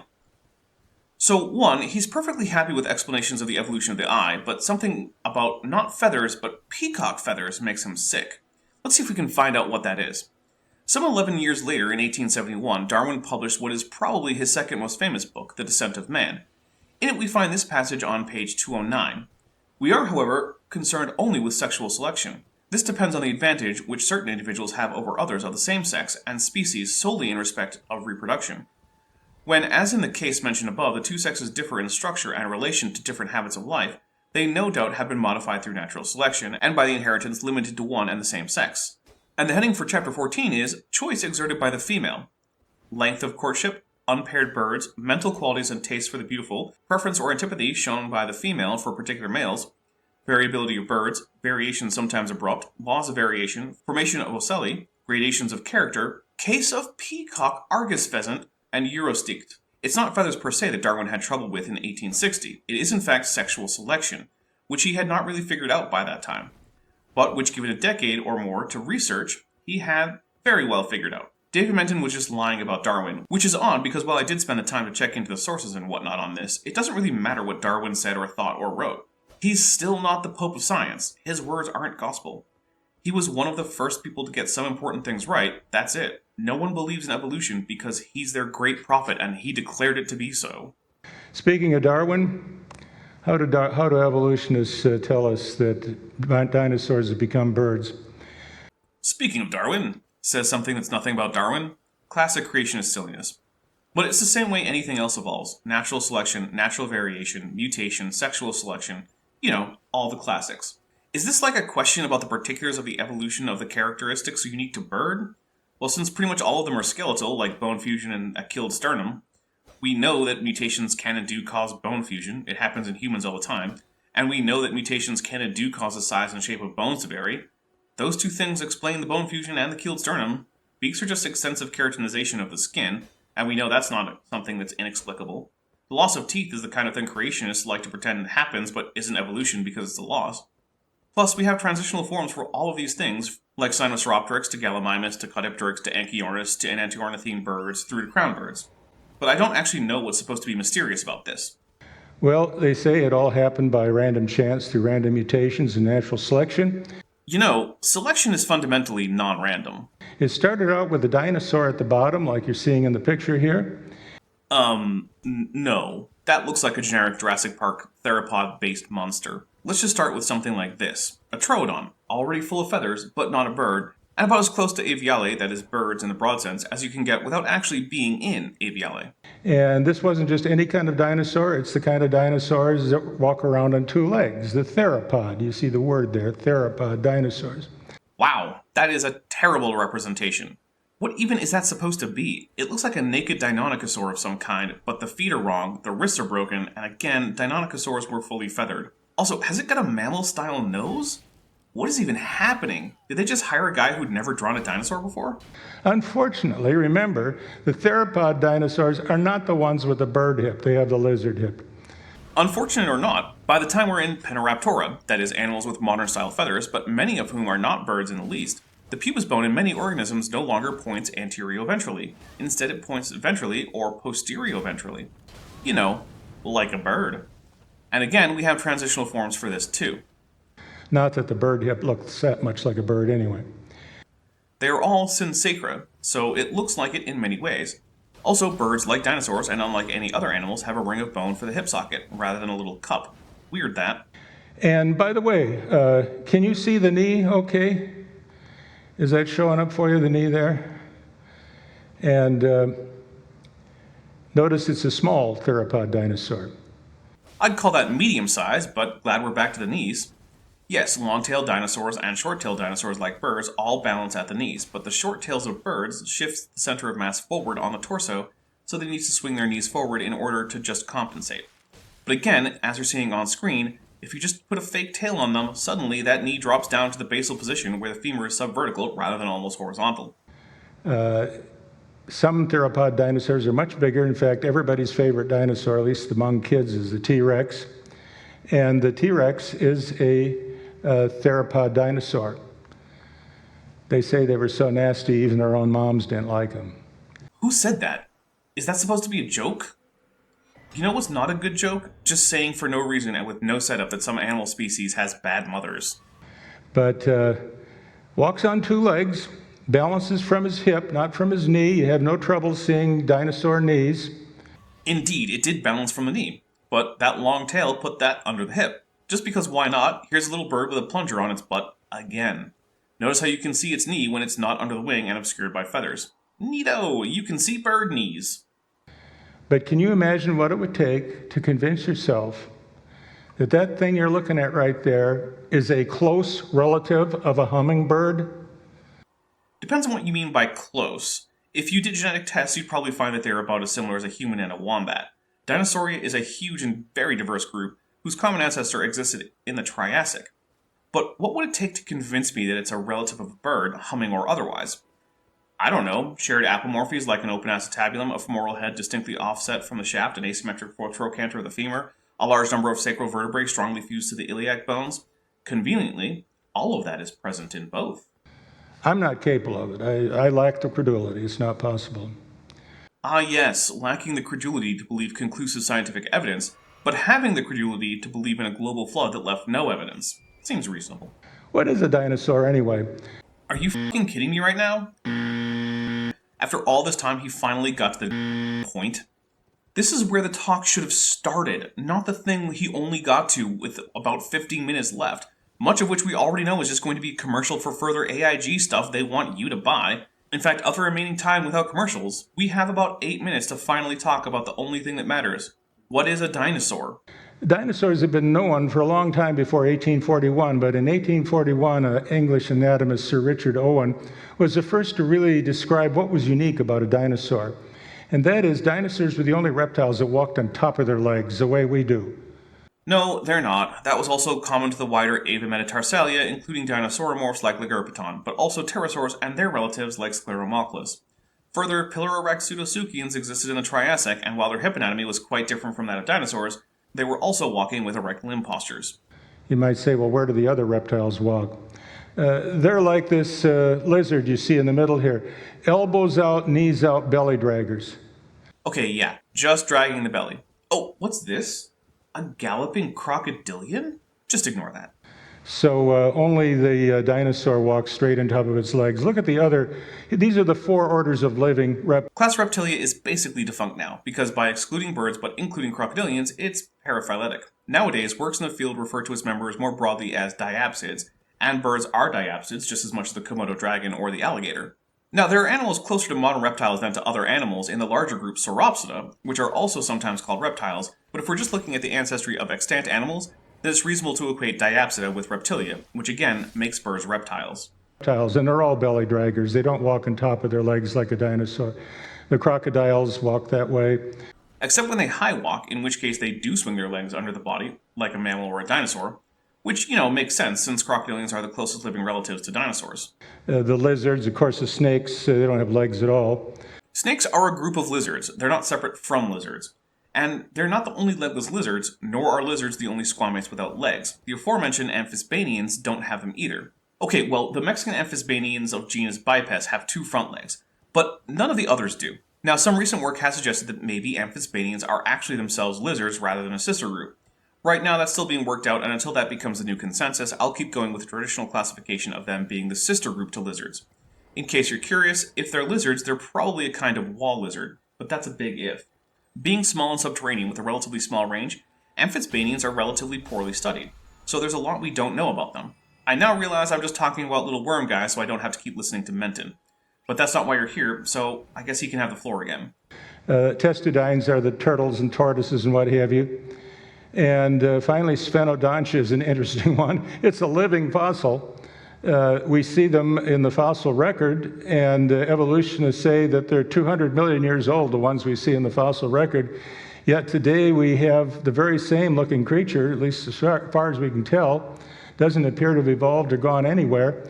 Really? Well, odd then how we don't have any Triassic fossils of Sphenodon punctatus, the tuatara, in the fossil record. Instead, we have other rhynchocephalians, which, while similar to the tuatara, hence its inclusion in the group, aren't identical to it. And there's only one species. Yep, that's what happens before a group goes extinct. You get a last species. When it's gone, as it almost certainly will be at some point, then the rhynchocephalia will be lost forever. It's like humans. There's only one species of humans. And there's only one species of Komodo dragon, and only one species of Asian elephant. I'm not sure what the point is. Humans, unlike tuataras, have living members of their family, Homininidae, in the great apes, fellow members of their superfamily, Hominoidea, in the gibbons, and fellow members of their infraorder in baboons. They have fellow members of their suborder in capuchin monkeys, and fellow members of their order in lemurs. The tuatara stands alone as the only living member of the order Rhynchocephalia. We don't have several species of humans. There's only one species of Sphenodontia. They say there's 2 subspecies, but they're capable of interbreeding. Yep, subspecies are capable of interbreeding. That's kind of one of the big reasons you call them subspecies and not separate species. Anyway, this is one of the early finds, very exciting to evolutionists, just a year or 2 after Darwin published The Origin of Species. In 1860, they discovered Archaeopteryx. It was found in Bavaria, and again, using the sort of dates evolutionists come up with, it was supposed to be 140 million years old. That makes it as old as most dinosaurs are, certainly. I mean, that puts it around the end of the Jurassic, so it's that old. Younger than the older dinosaurs and older than the younger ones. I don't know what it would mean for it to be as old as most dinosaurs. Dinosaurs didn't all just pop onto the scene at one moment in geological time. And people argued over whether it was a bird or a dinosaur. Yep, because its skeleton is unambiguously that of a dinosaur. In fact, specimens without feathers had been misidentified as the dinosaur Compsognathus. And of course, this was very interesting because evolutionists were looking for transitional forms, something going from A to B. And this seemed to be it. It definitely had feathers. There's no arguing about that. Well, Fred Hoyle tried to argue about that, but his take was so dumb he was metaphorically laughed out of the room. That didn't stop Kent Hovind from adopting his ideas on Archaeopteryx, though. If you look here, feathers on the wing here and up here, and look at all these feathers on the tail, and look how long the tail is. Very much not like a bird as they have been described in this whole talk. That really threw people. They said birds have a little short tail. Archaeopteryx has a long tail, therefore it's really kind of a dinosaur. It also doesn't have a keeled sternum, a beak, fused wing fingers, fused metatarsals, a completely posterior projecting pubis, and it has teeth. So based on the definitions we were given in this very talk, it's not a bird. Now, Sir Richard Owen, the anatomist I told you about that discovered or gave dinosaurs their name, he said that it was unequivocally a bird. He said that when the head was found, it would have a toothless beak like all birds. He was wrong. And there were others who agreed with him. But Thomas Huxley, he was Darwin's big defender, often called Darwin's bulldog. He said that it's clearly a feathered dinosaur, and he said it's a dead ringer for another dinosaur by the name of Compsognathus. Yep, so much so that an Archaeopteryx specimen was actually referred to Compsognathus at one point. The Eichstatt specimen, JM2257, was discovered in the 1950s, and it took until the 1980s for scientists to realize that they had an Archaeopteryx on their hands. So this wasn't just a similarity noticed by some guys a century and a half ago. This is a modern thing that still persists. Archaeopteryx is so indistinguishable in its skeleton from definitely non-bird dinosaurs that it can be easily confused for one. Well, let's just take a look at Compsognathus. Look at the tail. Yeah, it's long, as is Archaeopteryx's. And we don't actually have all of Compsognathus' tail. We're missing the distalmost portions, so we don't even know how long it is. All those vertebrae in that tail have these long spines, dorsal processes here and ventral processes called hemal arches. They have transverse processes. Archaeopteryx had those too, and in both organisms they reduce in size distally. Now the specimen that we're shown is the Berlin specimen, where the hemal and neural arches and transverse processes are largely not preserved. The Eichstatt specimen shows them more clearly, and they're very evident in the Solnhofen specimen, which was also mistaken for Compsognathus. So I'm glad that David Menton thought he could reliably tell the difference between animals in the form of museum reconstructions that fill in missing anatomy. The fact remains that experts don't find it so easy, and if you and the experts disagree, there's a chance you're right, and all the people who've dedicated decades to the study of their field are wrong, but there's a much higher chance that you're wrong. This is all muscle and ligaments and tendons here. This is a heavy, powerful tail like you'd see on an alligator. It's probably reasonably heavy, but it's not all that powerful, so that the tail, like many theropods relatively close to birds, was fairly stiff, and as you go distally, more and more of the tendons were reduced and ossified, making the tail a bit of a stiff rod used for balance. This is also the case in Archaeopteryx, although yes, the tail of the latter is more gracile than the former. But remember, we have no reason to say that tail gracility, or lack thereof, is a determiner of being a dinosaur. Menton didn't say it was, and I've never heard anyone else say it is either. Whereas the tail on Archaeopteryx, the feathers went right in and attached to the bone that formed the core of the tail. Maybe distally, but again, we don't have the distal portion of Compsognathus' tail anyway, so who knows what was going on there? And these bones here were all fused to one another, so this would have behaved like a stick. Again, common in Maniraptora, the group of dinosaurs to which birds belong, but not at all unique to Archaeopteryx. Not like a whip, like an alligator tail, but more like a stick. I wonder if Menton knew that Compsognathus belonged to a group of theropods called Tetanurae, which were literally named for their stiff tails. Probably not. He was kind of a mendacious idiot. So, no, Compsognathus could not be confused, and Compsognathus had pubic bones that faced the front. Actually, its pubis faced ventrally, not anterioventrally, and was in almost the same position as Archaeopteryx, which had a very mild posterior tilt. In fact, their hips were very similar, and they're so similar that multiple times experts have confused them. But I'm glad that a man with a PhD in human anatomy thought he could tell the difference. These are the ischial bones that are in the back here. And it would have balanced from the hip, because it had as much weight behind as in front. It again, like all dinosaurs, balanced from the knees, but in the case of both Archaeopteryx and Compsognathus, that would probably have put their femurs more vertical than in modern dinosaurs. Well, that's the way Compsognathus would look compared to a chicken, to a large rooster. Well, that's about the size of a small one, but we actually don't know much about the integument of Compsognathus, or really the exact placement of Compsognathidae within Tetanurae. Some workers say it's the basal-most branching member of Coelurosauria, but others have it as Maniraptoran. If the former, then it probably was covered by downy feathers. If the later, it may have had pennaceous feathers and looked for all the world like a funny bird. And again, you can see the knees. You can see the knee because he chose for it to be depicted that way. He could have just as reasonably covered Compsognathus in feathers and given it arms that weren't broken, which would have been able to obscure the knees. We used to think that we'd never find very many fossil birds, but boy, has that story changed. Over the last 20 or 30 years or so, in the northeastern part of China, in an area called Liaoning Province, right near North Korea there, they've found 60 species of plants, 300 species of invertebrates, and 90 species of vertebrates, including amphibians, reptiles, birds, mammals, and lots of fossil birds. In fact, the most common vertebrate in Liaoning Province is this one right here. An animal which, according to Menton's criteria, isn't even a bird. It didn't have a keeled sternum, it had unfused wing fingers, and it didn't even have fused metatarsals. Plus, its pubis is not pointing posteriorly. In fact, it's more ventral than anything, but with only a small posterior angle.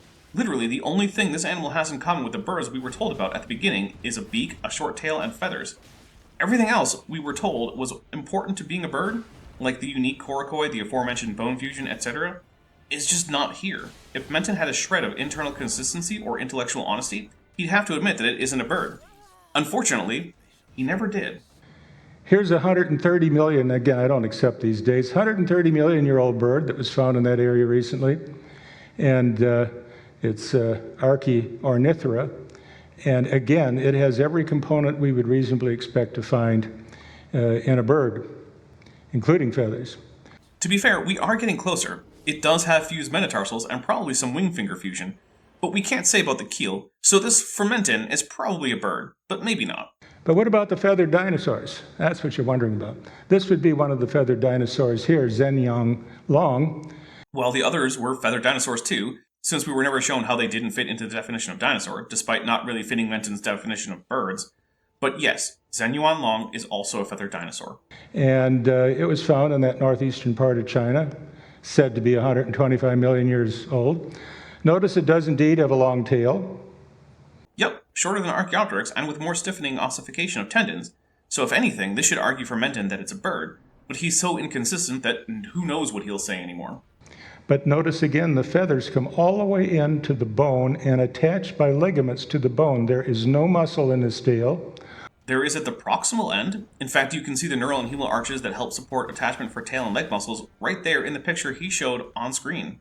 All the vertebrae from here out are all linked together, so we would form a solid rod, and it would all sort of behave like something solid that bent down at the base, like this, not bent along its length, but just from the base. Those were the only movable vertebrae, and we can see those movable vertebrae right in this region. The rest is a stick. So this is just like Archaeopteryx. It has a long tail, there's no weight to it, and look where the legs go and attach, right here. At the hip? That's kind of where all animals with hind legs attach their hind legs. This would never balance if it didn't walk from its knees. Like a dinosaur. Got it. So here you can see the feathers in the wing. Wait, hold up. Those fused wing fingers weren't fused at all. And wasn't this the guy who said this? So lots of bone fusion, and one place to see it is there in the hand. All those many bones that make up our hand pretty much are reduced to sort of 3 fingers. So according to Menton, this can't be a bird. Weird, it's almost like it's a dinosaur with some bird-like features, the kind of thing you'd expect to find if birds were in fact dinosaurs and had evolved from more basal theropods. Weird. I had our artist draw this so-called dromaeosaur, which is generally considered a dinosaur, Because it meets literally every single criterion for being a dinosaur, right? as a bird, and that would balance. And this certainly looks like a synsacrum up in this area here. Yet again, so it's a dinosaur, right? That would balance, but if you tried to stand it up so it walked like a dinosaur, bringing the balance point to the hip, So unlike a dinosaur, okay. it would fall on its nose. So I conclude that dromaeosaurs That being the group that includes animals like Velociraptor. are birds, and that would include velociraptors, Deinonychus, and Microraptors. I see the game. He just realized that you can't really still argue that raptors didn't have feathers, so even though we just in this talk heard a bunch of criteria for being a bird that dromaeosaurs don't fit, they're just birds by fiat now, while also meeting all the criteria for dinosaurs. If this isn't an admission that Menton had no way to distinguish birds from among dinosaurs, I have no idea what would be. I'll also note that to this day, the Creation Museum still displays scaly Jurassic Park dromaeosaurs. Also note that in the art Menton is using, he just decided to give dromaeosaurs beaks, even though none of them had it, and he ignored the giant sickle-shaped claws on their second toe, because he knows that wouldn't sell the bird look very well. So when a dinosaur has feathers, it is a bird. Let's hear that again. So when a dinosaur has feathers, it is a bird. Just one more time to let it really sink in. So when a dinosaur has feathers, it is a bird. Thanks, Dave. Good to know that he never actually had any criteria for distinguishing birds from dinosaurs, and that all that time talking about muscle attachment, shoulder girdle arrangement, bone fusion, etc. was even more of a waste of time than it first appeared to be. And birds are not dinosaurs. I hope I've convinced you of that. Well, he literally had just said the opposite, so no, I'm not convinced of that. Not in the least. But either way, immediately after this, he just starts talking about Bible verses with birds in them, and then just asks people to give AIG money by buying books. I'm not here for any of that, so that's where we'll end this. Thank you for watching and suffering with me. This one was extra painful. If you enjoyed this video, hit like and tell me what you liked most in the comments. If you didn't like it, hit dislike and tell me what was wrong with it, again, in the comments. Either way, I hope you subscribe and turn on all notifications with the bell icon so you're always notified when I have new content. I'm the Dapper Dinosaur.